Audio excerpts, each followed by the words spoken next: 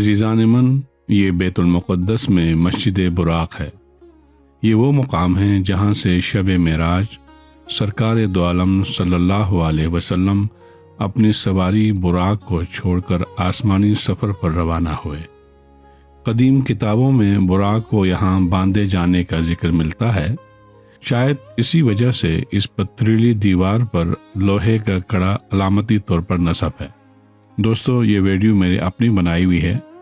Video کی اصل آواز کو خاموش کر دیا ہے اور اس کی جگہ یہ سفری یادداشت نئی معلومات کے طور پر آپ کے سامنے پیش کر رہا ہوں۔ یہ مسجد الاقصی میں باب المغاربہ کے ساتھ نیچے تہخانے میں ہے۔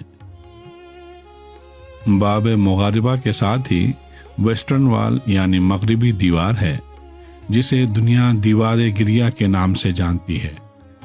دیوار گریہ یہودیوں کا سب سے مقدس مقام ہے، جہاں دنیا بھر سے یہودی عبادت کے لیے آتے ہیں۔ دیوار گریہ دراصل مسجد الاقصی کی مغربی دیوار ہے۔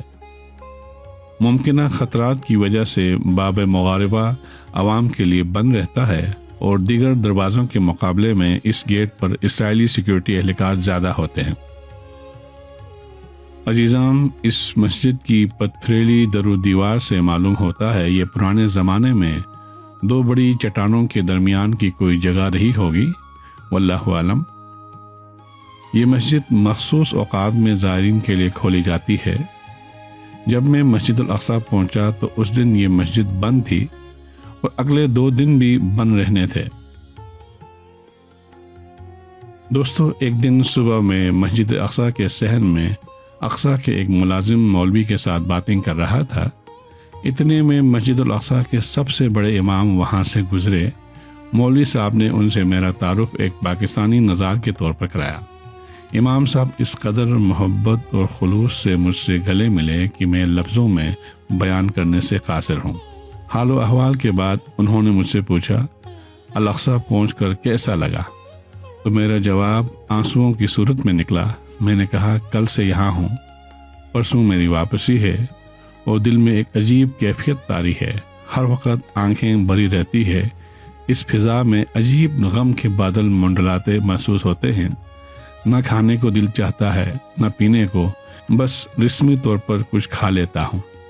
میری بات سن کر انہوں نے مجھے پھر گلے لگایا اور کہا کہ آپ پاکستانی بھائیوں کی یہی محبت ہمیں جینے کا سہارا اور امید کی نئی کرن دیتی ہے۔